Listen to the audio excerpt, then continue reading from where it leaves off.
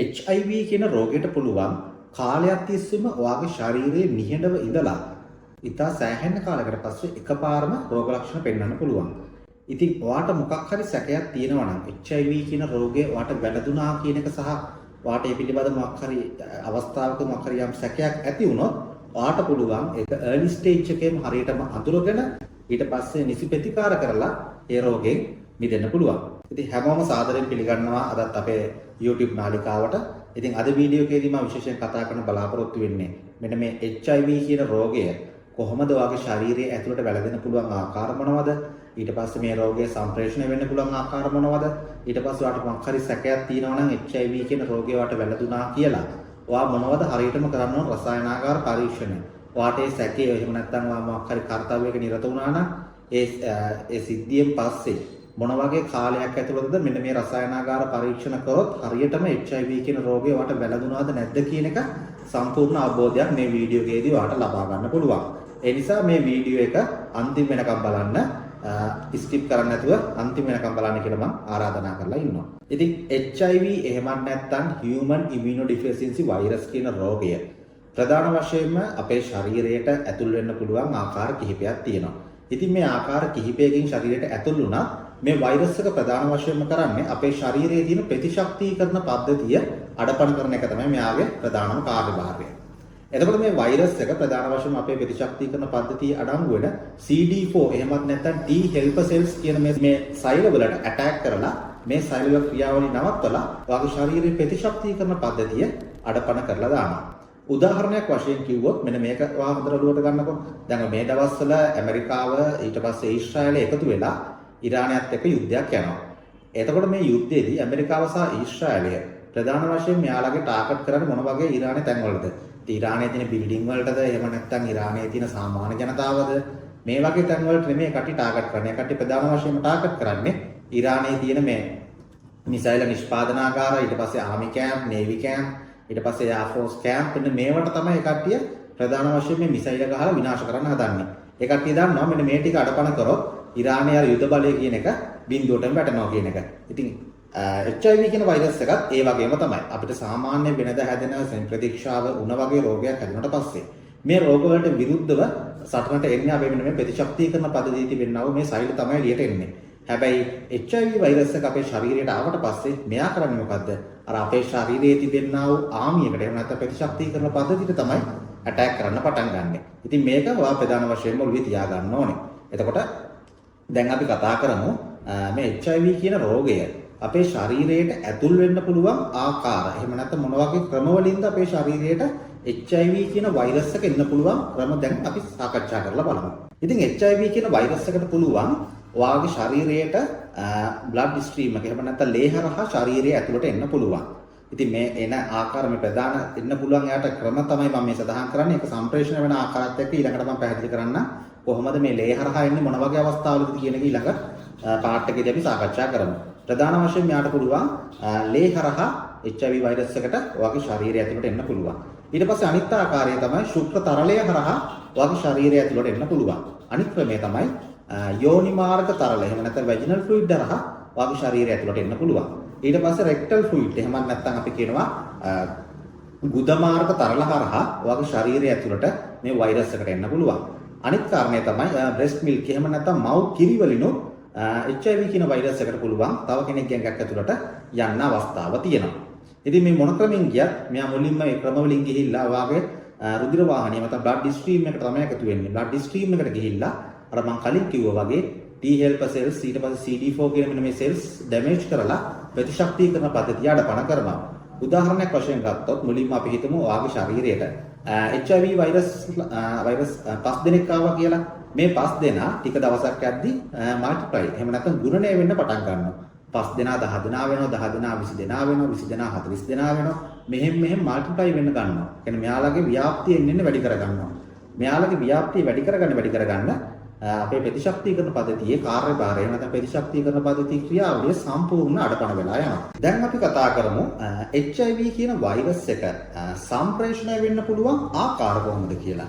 ප්‍රධාන වශයෙන් එන්න පුළුවන් ක්‍රමයක් තමයි ඉතින් ප්‍රධාන වශයෙන් කොට මේ දැන් කතා කරන හැම ක්‍රමයක්ම ප්‍රධාන ක්‍රම තමයි මේ ක්‍රමවලට ගැන මොකද අර ලකුණු දෙන්න බෑ හැම ක්‍රමයෙන් ප්‍රධාන ක්‍රම. ඉතින් ඔයා දැනගන්න ඕන සැලකිලිමත් වෙන්න ඕන මේ මොන ක්‍රමෙන් ආවත් අනිවාර්යෙන් ඇඟ ඇතුළට ආවොත් නම් ඉවරයි කියන එක දැනගෙන වැඩ කරන්න ඕනේ. ඉතින් ප්‍රධානම ආකාරයක් තමයි unprotected sexual activity. ඉතින් unprotected sexual activity කියලා කියන ප්‍රධාන වශයෙන්ම අනාරක්ෂිත ලිංගික ක්‍රියා. ඉතින් ඔයාට එහෙම සැකයක් තියෙන කාත් එක්ක අනාරක්ෂිත ලිංගික ක්‍රියාවක් සිද්ධ වුණොත් මම අර කලින් සඳහන් කරපු ආකාරයට vaginal fluid එහෙම නැත්නම් semen fluid, rectal fluid ආකාර වලින් ඔයාගේ ශරීරයට මේ HIV වෛරස් එකට රින් ගන්න පුළුවන්. අනිත් ආකාරය තමයි oral කියන්නේ මුඛ මාර්ගය හරහා වුණත් මේ HIV වෛරස් එකට ඔයාගේ ශරීරයට එන්න පුළුවන්. අනිත් සම්ප්‍රේෂණය වෙන්න පුළුවන් ආකාරයක් තමයි blood expose වෙලා. ඒ කියන්නේ ප්‍රධාන වශයෙන්ම අර needle pick එකක් මොකක් හරි ඒ කියන්නේ syringe එකකට කාගෙන් හරි HIV ආසාදිත පුද්ගලයෙක්ගේ syringe එක needle එකේ ලේ තිබ්බොත් ඒ needle එක ඔයාගේ අතට මොකක් හරි වෙලා වැදුනොත් කියන්නේ ඔයාගේ අතට මොකක් හරි වෙලා පික් වුණොත් එතකොට ඔයාට ඒ HIV වෛරස් එක සහිත රුධිරය ආසාදනය වෙන්න පුළුවන්. ඊට පස්සේ අනිත් ආකාරය තමයි blood transfusion එකකදී. ඒ කියන්නේ කාගේ හරි රුධිරය තව කෙනෙක්ට දායක කරන්න යන අවස්ථාවකදී වෙන්න පුළුවන්. ඉතින් මේ தත්ත්වය ශ්‍රී ලංකාව වගේ ගොඩක් සෞඛ්‍ය තත්ත්වය පිළිබඳ මේ හොඳ තත්ත්වයක් තියෙන රටක සාමාන්‍ය වෙන්න තියෙන සම්භාවිතය ගොඩක් අඩුයි. ඒකට හේතුව තමයි ගොඩක් වෙලාවට ලේ දන් දීමේ කඳුරුවලදී ලේ දන් දායකයන්ගෙන් ලබා ගන්නා රුධිරය ප්‍රධාන වශයෙන්ම බ්ලඩ් බැංක් එකට ගෙනල්ලා බ්ලඩ් බැංක් එකේදී මේ ලේ පැකට් වල තියෙන සම්පූර්ණ ඒ ලේ වල අඩංගු වෙන මේ STD එහෙම නැත්නම් සමාජ සම්ප්‍රේෂණ රෝග සහ අනිකුත් සීලුම රෝග පරීක්ෂාවට ලක් කරලා තමයි මේ ලේ ඊට පස්සේ අදාළ ඒ ලේ පැකට් වලට කාණ්ඩ වලට බෙදන්න පටන් ගන්නෙ. ඒ නිසා අනිවාර්යෙන් බ්ලඩ් බැංක් එකේදී මේක අනිවාර්යෙන් චෙක් කරන නිසා ශ්‍රී ලංකාව වගේ රටක සාමාන්‍යයෙන් මේ වගේ තත්ත්වයක් ඇතිවීමේ සම්භාවිතාවය ගොඩාක් අඩුයි. ඉතින් අනිත් සම්ප්‍රේෂණය වෙන්න පුළුවන් ප්‍රධානම ආකාරයක් තමයි අම්මගෙන් දරුවට යන්න පුළුවන්. ඉතින් අම්මගෙන් දරුවට සම්ප්‍රේෂණය වෙන්න පුළුවන් ආකාරය තමයි අපි හිතමු අම්මට HIV ආසාදිත කෙනෙක් නම් HIV රෝගය අම්මට තියෙනවා නම් අම්මගේ බඩ ඇතුලේ ඉන්න දරුවට ඒ ගර්භණී අවස්ථාවේදී මේ HIV වෛරස් එක ඇතුල් වෙන්න පුළුවන්. එහෙමත් නැත්නම් ඩිලිවරි එකකදී ඒ කියන්නේ දරු ප්‍රසූතියකදී මේ HIV වෛරස් එකට දරුවට ඇතුල් වෙන්න පුළුවන්. අනිත් ආකාරය තමයි breast feeding. ඒ කියන්නේ මව් කිරි ලබා දීමේදී උනත් දරුවට HIV වෛරස් එක ඇතුල් වීමේ හැකියාවක් තියෙනවා. අනිත් ප්‍රධානම ආකාරයක් තමයි ඔය මෙඩිකල් ෆීල්ඩ් එකේ ඉන්න අයට මෙඩිකල් එක්ස්පෝස් වෙලා වෙන්න පුළුවන්. ඒ කියන්නේ ප්‍රධාන වශයෙන්ම ඔය නීඩල් ඉන්ජරි එකක් ඇක්සිඩන්ටලි වුණොත් එහෙම මොකක් හරි වෙලාවට HIV ආසාදිත රෝගියෙක්ගෙන් ලබාගත්තා වූ රුධිරයක තිබෙනා වූ නීඩල් එකක් වැරදිලා හරි වෙන කාට හරි ඒ සෞඛ්‍ය සේවයේ ඉන්න කෙනෙක්ට පික් වුණොත් එහෙම එතකොට එයාටත් HIV ආසාදනය වෙන්න පුළුවන්. ඉතින් ඒ සඳහා ගොඩක් අය PPE එහෙම නැත්නම් personal protective equipment අනිවාර්යයෙන්ම භාවිතා කරනවා හෙල්ත් ෆීල්ඩ් එකේ ඉන්න අය නම්. දැන් මම මේ කතා කරේ HIV කියන වෛරස් එක ඔයාට සම්ප්‍රේෂණය වෙන්න පුළුවන් ප්‍රධානතම ආකාර කිහිපයක් ගැන. ඊට පස්සේ දැන් මම කතා කරනවා HIV කියන වෛරස් එක සම්ප්‍රේෂණය වෙන්න බැරි ක්‍රම. ඒ කියන්නේ මේ බැරි ක්‍රම කියලා කියන්නේ මේවා සම්ප්‍රේෂණය වෙන්න පුළුවන් අවදානම ගොඩක් අඩුයි. ඒ කියන්නේ ගොඩක්ම අඩු අවදානමක් තියෙන. හැබැයි සමාජයේ විවිධ මිත්‍යා මත යනවා. මේ මිත්‍යා මත නිසා ගොඩක් වෙලාවට අර HIV ආසාදිතයන් සමාජයෙන් කොන්වීමකට ලක් වෙනවා. ඉතින් මෙන්න මේ දේවල් නිසා සාමාන්‍ය HIV රෝගය වාට සම්ප්‍රේෂණය වෙන්නේ නැහැ. එකක් තමයි HIV ආසාදිත පුද්ගලයෙක් එක කෑම ෂෙයා කරන් කෑවා කියලා. කියන්නේ HIV ආසාදිතෙක් එක්ක එකට කෑම කෑවා කියලා වාට HIV රෝගය වැළඳෙන්නේ නැහැ. අනිත් ක්‍රමය තමයි HIV ආසාදිත පුද්ගලයෙක් ඉන්න කාමරයක මදුරුවෝ ඉන්නවා නම් ඒ මදුරුවෝ අටක් දෂ්ට කරා කියලා කිසිම ආකාරයකින් මදුරුවෝ මාර්ගෙන් ඔයාගේ ශරීරයට HIV රෝගය ඇතුල් වෙන්නේ නැහැ. අනිත් එක තමයි HIV ආසාදිත පුද්ගලයෙක්ගේ අතක් ඇල්ලුවා කියලා. එහෙම නැත්නම් එයාව හග් කරා කියලා. අතට දුන්නා කියලා ඔයාට HIV රෝගය එහෙම සම්ප්‍රේෂණය වෙන්නේ නැහැ. මම අර මුලදී සඳහන් කරපු blood එහෙම නැත්නම් vaginal fluid, seminal fluid, rectal fluid ඊට පස්සේ breast milk මෙන්න මේ ආකාර වලින් තමයි එන්න පුළුවන් ශරීරය ඇතුළට. ඒ ඇරෙන්න වෙන ක්‍රම වලින් ඔය දැන් සඳහන් කරපු ක්‍රම වලින් එන්න තියෙන සම්භාවිතාව ගොඩාක්ම අඩුයි. ඉතින් මේවා සමාජයේ දැන් මේ පැතිර යන මිත්‍යා මත. ඉතින් ඒවට අහු වෙන්න එපා. එහෙම අහු වෙලා HIV රෝගියෙක්ව සමාජයෙන් කොන් කිරීමට ලක් කරන්න එපා. ඉතින් දැන් මම කතා කරන්න බලාපොරොත්තු වෙන්නේ HIV රෝගයේ රෝග ලක්ෂණ කොහොමද පෙන්වුම් කරන්නේ. ඉතින් මේ සඳහා HIV රෝගයේ රෝග ලක්ෂණ පෙන්වුම් කරන ආකාරය අපිට කාණ්ඩ තුනකට වෙන් කර ගන්න පුළුවන්. ස්ටේජ් 1, ස්ටේජ් 2 සහ ස්ටේජ් 3 කියලා. ඉතින් ස්ටේජ් 1 කියලා කියන්නේ අපි ඒකට කියනවා acute stage එක කියලා. ඉතින් මේ ස්ටේජ් එක සාමාන්‍යයෙන් ඔයාට මොකක් හරි අනාරක්ෂිත විදියට අර කිව්වා ආකාරවලින් මොකක් හරි යම්කිසි සිද්ධියක් නිසා HIV රෝගේ වාට ආව කියලා සැකයක් තියෙනවා නම් මේ සැකේ වෙච්ච දවස් ඉඳන් සති 2ක් හෝ සති 4ක් ඇතුළත කාලයක් ඇතුළත වාට මෙන්න මේ රෝග ලක්ෂණ ඇති වෙන්න පුළුවන්. එකක් තමයි උණ ඇති වෙන්න පුළුවන්. අනිත් එක අධික කැස්සක්. ඊට පස්සේ අධික කැස්සක් ඇති වෙන්න පුළුවන්. ඊට පස්සේ අධික තෙහෙට්ටුව සහ අධික මහන්සිය. ඊට පස්සේ ඔයාගේ ශරීරයේ වසා ග්‍රන්ථි ඉදිමීම නිසා ශරීරයේ තනින් තන රතු පාට කුඩා ලප එන්න පුළුවන්. අනිත් එක තමයි ඔයාගේ ශරීරයේ තැන් තැන් වල රෑෂ් ඇති වෙන්න පුළුවන්. ඉතින් මේ රෝග ලක්ෂණ සාමාන්‍ය සති 2 සිට සති 4 කියන මේ කාලය ඇතුළත ඇති වෙන්න පුළුවන් මේ HIV ශරීරය. ඉතින් මේ HIV වෛරස් එක ශරීරයට මුලින්ම ආසාදනය වුණාට පස්සේ ඊට පස්සේ ඊළඟ ස්ටේජ් එක තමයි ස්ටේජ් 2 කියන එක. මේකට අපි හඳුන්වනවා සයිලන්ට් ස්ටේජ් එක කියලා හඳුන්වන්න පුළුවන්. ඉතින් මෙන්න මේ කාලය තමයි ගොඩාක්ම භයානක කාලය. ඉතින් මේ කාලේදී ස්ටේජ් 2 එකේදී කිසිම රෝග ලක්ෂණයක් පෙන්වන්නේ නැහැ. කිසිම ගැටලුවකුත් නැහැ. හැබැයි මේකේ තියෙන භයානකම තමයි මේ ස්ටේජ් 2 කියන එක කිසිම රෝග ලක්ෂණයක් නැතුව අවුරුදු කිහිපයක් වුණොත් ඔයාගේ ශරීරයේ මේ රෝග ලක්ෂණ නැතුව තියෙන්න පුළුවන්. يعني මේ කාලය ඇතුළත සාමාන්‍ය උණක් හැදුනත් හොඳ වෙලා යන්න පුළුවන්. ඉතින් මේ කාලය ඇතුළත තමයි අර HIV වෛරස් එක ශරීරය ඇතුලේ මල්ටිප්ලයි එහෙම නැත්නම් ගුණණය වෙලා යාළගේ ආමියක හදා ගන්න කාලය තමයි මේ සයිලන්ට් ස්ටේජ් එක කියලා හඳුන්වන්න පුළුවන්. ඉතින් ස්ටේජ් 3 එක මෙහෙම නැත්නම් අපි මේකට දුන්නා ඇඩ්වාන්ස් HIV ස්ටේජ් එක. ඉතින් මේක තමයි බරපතලම අවධිය මේ රෝගේ තියෙන. ඉතින් මේ කාලෙදී ඔයාට ප්‍රධාන වශයෙන්ම ඩයරියා එහෙම නැත්නම් ඩයරියා ඇති වෙන්න පුළුවන්. ඊට පස්සේ අධික ලෙස ශරීරයේ බර අඩු වෙනවා මේ කාලෙදී. රාත්‍රී කාලේ අධික ලෙස දහඩිය දැමීමක් දක්නට ලැබෙනවා. ඒ වගේම තමයි අර මම කලින් සඳහන් කරා වගේ HIV වෛරස් එක ඔයාගේ ශරීරයට ඇවිල්ලා ඔයාගේ ශරීරයේ ප්‍රතිශක්තිකරණ පද්ධතිය කෙමෙන් අඩපණ කරලා දැන් මේ වෙනකොට ඔයාගේ ශරීරයට බාහිර පරිසරයේ තියෙන ඕන බැක්ටීරියාවකට ඕන වෛරස් එකකට ඉක්මනින් එකට ආසාදනය කරන්න පුළුවන්. අපි දැන් එහෙම ආසාදන රෝගයක් විදිහට ගත්තොත් ටියුබර්කියුලෝසිස්, නියුමෝනියා වැනි රෝග වලට ඒවා ඉතා ඉක්මනින්ම ගොදුරු වීමේ හැකියාවක් තියෙනවා. ඉතින් මේ ස්ටේජ් 3 කියලා කියන්නේ අත්‍තරම ගත්තොත් මේක තමයි මේ රෝගයේ තියෙන මාරාන්තිකම අවධිය. ඉතින් මේ අවධියට එන්න කලින් ඔයාට පුළුවන් අර ස්ටේජ් 1 එකේදී සති 2 සති 4 කියන කාලේ ඇතුළත ඔයාට අර වගේ සැකයක් ආවොත් මේ රෝගයට නිසි ප්‍රතිකාර කරලා හරිම රසායනාගාර පරීක්ෂණයක් තෝරගෙන රෝගය හරියටම හඳුනාගෙන නිසි ප්‍රතිකාර කරලා මේ රෝගයෙන් සුව වෙන්න පුළුවන්. දැන් මේ කොටසදී මම කතා කරන්න බලාපොරොත්තු වෙන්නේ HIV කියන වෛරස් එක ඔයාගේ ශරීරයට ආවට පස්සේ ඉතින් අපි ආවට පස්සේ කියන්නේ මම අර කලින් සඳහන් කරපු ප්‍රධාන ක්‍රමවලින් මොකක් හරි සම්ප්‍රේෂණය වෙන මාර්ගයක් කරහා ඔයාට සම්ප්‍රේෂණය වුණාගෙන මොකක් හරි සැකයක් ඔයාට තියෙනවනේ. එහෙම සැකේ තිබ්බ දවස් ඉඳන් මොනවද අපි කරන්න ඕන රසායනාගාර පරීක්ෂණ පිළිබඳව තමයි දැන් අපි සාකච්ඡා කරන්න යන්නේ. ඉතින් බහුලව භාවිතා වන රසායනාගාර පරීක්ෂණයක් තමයි මේ HIV ඇන්ටිබොඩි පරීක්ෂාව. ඉතින් HIV ඇන්ටිබොඩි පරීක්ෂාව එහෙම නැත්නම් HIV රැපිඩ් ටෙස්ට් එකේදී ඔයාට පුළුවන් ඔයාගේ ශරීරයේ HIV කියන වෛරස් එක ආසාදනය වෙලාද නැද්ද කියන එක සම්බන්ධයෙන් අවබෝධයක් ලබා ගන්න පුළුවන්. ඉතින් වීඩියෝ එකට පොඩි බාධා කිරීමක් කරනවා. ඔයාට මේ වගේ HIV කියන වෛරස් එක ඔයාගේ ශරීරයට ආසාදනය වුණා කියලා මොකක් හරි සැකයක් තියෙනවා නම් ඔයාට එහෙම නැත්නම් රසායනාගාරයක් වෙත යන්න ලැජ්ජාශීලී බවක් ක්ලිනික් එකක් වෙත යන්න අපහසුතාවයක් තියෙනවා නම් ඔයාට පුළුවන් මේ රසායනාගාර පරීක්ෂණය ගෙදරදීම සිද්ධ කරගන්න පුළුවන්.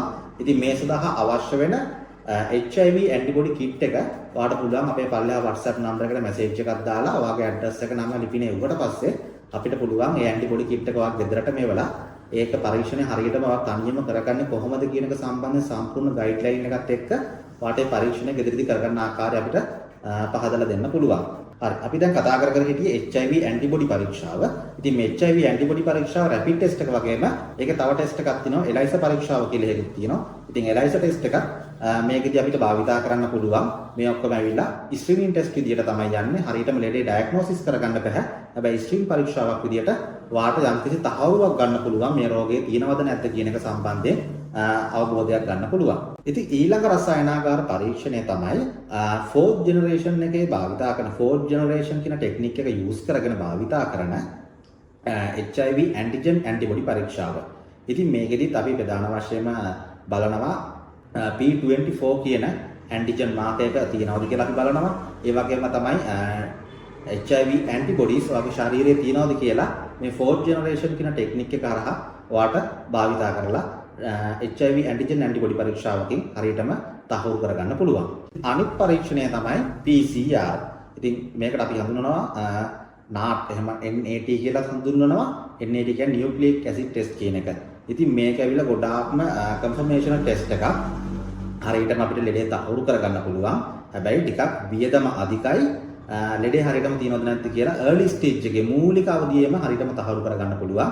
ඉතින් මේ පරීක්ෂාවේදී ප්‍රධාන වශයෙන්ම HIV වෛරස් එකේ තියෙනා වූ RNA සම්බන්ධයෙන් පරීක්ෂාවට ලක් කරලා සම්පූර්ණ PCR මෙතඩ් එක හරහා ඔයාට පුළුවන් HIV පරීක්ෂාව සිද්ධ කරගන්න පුළුවන්. ගොඩක් වෙලාවට මේක ගොඩක් දියුණු රටවල් වල early stage එක අඳුර ගන්න භාවිතා කරන ඒ වගේම තමයි පොඩි ළමයින්ගේ විශේෂයෙන් බේබි ලාගේ වගේ මොනිටරින් කරන්න මේ ගොඩක් වෙලාවට මේ පරීක්ෂණය මේ PCR මෙතඩ් එක තමයි ගොඩක් වෙලාවට use කරන්නේ. ඉතින් ඒකත් එක්ක ලෝකේ ගොඩක් දියුණු රටවල තව පාවිච්චි කරන මෙතඩ් එකක් තමයි CD4 count කියන ටෙස්ට් එක. ඉතින් CD4 කියලා කියන්නේ සාමාන්‍යයෙන් අපේ ශරීරයේ තිබෙනා ඉමුන් සිස්ටම් එකේ තිබෙනා වූ සෛල වර්ගයක්. ඉතින් මේකෙන් පුළුවන් වාගේ ඉමුන් සිස්ටම් එකේ ස්ට්‍රෙන්ත් එක කොච්චර ප්‍රමාණයක් තියෙනවද කියලා ඩයග්නෝස් කරගන්න පුළුවන්. ඉතින් මේකත් ගොඩක් දියුණු රටවල CD4 කියන ටෙස්ට් එකත් භාවිතා කරනවා. ඉතින් අනිත් පරීක්ෂණය තමයි viral load test කියන එක. ඉතින් viral load කියන ටෙස්ට් එක ගොඩක් වෙලාවට භාවිතා කරන්නේ ප්‍රධාන වශයෙන්ම වෛද්‍යවරු HIV ආසාදිත පුද්ගලයෙක්ට ප්‍රතිකාර කරනකොට. ඒ ප්‍රතිකාරය මොන ආකාරයෙන් සුව වෙලා තියෙනවද කියන එක සහ භාවිතා කරන බෙහෙත්වල කොච්චර ප්‍රමාණයක් සාර්ථකද කියන එක බලන්න හරියටම කිව්වොත් HIV රෝගියා මොන්ට කරගන්න මේ viral load කියන ටෙස්ට් එක භාවිතා කරනවා. ඉතින් මේ ටෙස්ට් එකේදී HIV වෛරස් එකේ කොච්චර වෛරස් ප්‍රමාණයක් ශරීරයේ දැන් තියෙනවද, කොච්චර ප්‍රමාණයක් අඩු වෙලාද, කොච්චර ප්‍රමාණයක් වැඩි වෙලාද කියන එක භාවිතා කරන තමයි මේ viral load කියන ටෙස්ට් එක භාවිතා කරන්නේ. හරි දැන් මම ඔයාලට දැන් ඔය සඳහන් කරේ HIV රෝගය සම්බන්ධයෙන් කරන්න පුළුවන් රසායනාගාර පරීක්ෂණ. ඉතින් මේ සමහර රසායනාගාර පරීක්ෂණ ශ්‍රී ලංකාවේ දක්නට ලැබෙන්නේ නැහැ. හැබැයි ගොඩක් දියුණු රටවල මේ පරීක්ෂණ සිද්ධ කරනවා. සහ සමහර පරීක්ෂණ ශ්‍රී ලංකාව වගේ රටවල ගොඩක් මිලින් අධිකයි. ඒ වගේම තමයි අනිත් පරීක්ෂණ වාඩිත පහසුවෙන්ම රසායනාගාරයකින් ගිහිල්ලා කරගන්න පුළුවන්. එහෙම නැත්නම් රැපිඩ් ටෙස්ට් වගේ ඒවා වාට රසායනාගාරයකට යන්න බැරි නම් මම අර කලින් සඳහන් කර ආකාරයට අපි හා සම්බන්ධ වෙලා අපෙන් රැපිඩ් ටෙස්ට් කිට් එකක් ඉල්ලගෙන වාට ගෙදරදීම තනියම කරගන්න පුළුවන්. ඒ සඳහා අවශ්‍යම සීලුම ගයිඩ්ලයින් අපි ලබා දෙනවා. ඉතින් දැන් කතා කරමු මේ වීඩියෝ එකේ වැදගත්ම දේ. ඉතින් ගොඩක් දෙනෙක්ට ප්‍රශ්නයක් තියෙනවා. මම අර කලින් සඳහන් කරා වගේ HIV කියන රෝගය වාට මොන යම් ආකාරයකින් හරි සම්ප්‍රේෂණය වුණා කියලා වාට මොකක් හරි සැකයක් තියෙනවනේ. එහෙම සැකයක් තිබ්බට පස්සේ හරියටම මොන ටෙස්ට් එක මොන කාලට කරොත්ද මේ HIV කියන වෛරස් එක හරියටම අඳුර ගන්න පුළුවන් කියන එක සම්බන්ධයෙන් තමයි දැන් මම කතා කරන්න යන්නේ. ඉතින් මේක ගොඩක්ම වැදගත්. සමහරව ඉන්නවා මොකක් හරි එහෙම සම්ප්‍රේෂණය වුණා කියලා හිතනවා නම් ඊයේ හිතුණා නම් අද ගිහිල්ලා රැපිඩ් ටෙස්ට් එකක් කරගන්නවා. එහෙම රැපිඩ් ටෙස්ට් එකක් කරා කියලා ඒක නෙගටිව් වෙච්ච ගමන් ඒක අනිවාර්යෙන් නෙගටිව් වෙනවා. නෙගටිව් වෙච්ච ගමන් වා හිත හදා ගන්නවා මට HIV නෑ කියලා. හැබැයි අපි දැනගන්න ඕනේ මොන කාලේ මොන ටෙස්ට් එක කරොත්ද අපිට හරියටම ප්‍රතිඵල ලබා ගන්න පුළුවන් කියන එක. ඉතින් ඔයාලට HIV රෝගයේ සම්ප්‍රේෂණය වුණා කියලා හිතන දවස් ඉඳන් දවස් 10ක් හෝ දවස් 14ක් වගේ ඇතුළත කාලයක් ඇතුළත ඔයාලට පුළුවන් මම අර කලින් සඳහන් කර NAT එහෙම නැත්නම් PCR මෙතඩ් එක කරා නියුක්ලියික් ඇසිඩ් ටෙස්ට් එක කරන්න පුළුවන්. ඉතින් මේ ටෙස්ට් එකේදී ප්‍රධාන වශයෙන් දවස් 10ක් හෝ 14ක් ගියාට පස්සේ ඔයාලට පුළුවන් හරියටම අඳුර ගන්න ඔයාගේ ශරීරයේ HIV වෛරස් එක තියෙනවද නැද්ද කියන එක අඳුර ගන්න පුළුවන්. ඉතා ළඟම පරීක්ෂණය තමයි මේ PCR පරීක්ෂණය. ඊළඟට කරන්න පුළුවන් පරීක්ෂණය තමයි ඔයාට HIV රෝගයේ සම්ප්‍රේෂණය වුණා කියලා හිතන දවසේ ඉඳන් සති 2ක් හෝ සති 6ක් වගේ ඇතුළත කාලයක නම් ඔයාට චෙක් කරගන්න පුළුවන් අර මම කලින් සඳහන් කරා වගේ HIV ඇන්ටිජන් ඇන්ටිබොඩි ටෙස්ට් එක කරගන්න පුළුවන්. ඉතින් මේ ටෙස්ට් එකත් ඔයාට හරියටම බලා ගන්න පුළුවන් HIV වෛරස් එක වගේ ශරීරයේ තියෙනවද නැද්ද කියන එක සම්බන්ධයෙන් අවබෝධයක් ලබා ගන්න පුළුවන්. ඊළඟ පරීක්ෂණය තමයි අපි දැන් ශ්‍රී ලංකාව වගේ රටවල ගොඩක්ම ප්‍රසිද්ධ පරීක්ෂණය තමයි HIV ඇන්ටිබොඩි පරීක්ෂාව. මම කලින් එක සඳහන් කරා. ඉතින් HIV ඇන්ටිබොඩි පරීක්ෂාවක් ඔයා කරනවා නම් මේක ප්‍රතිඵල සාර්ථක වෙන්නේ මාස 3ක් ගියාට පස්සේ.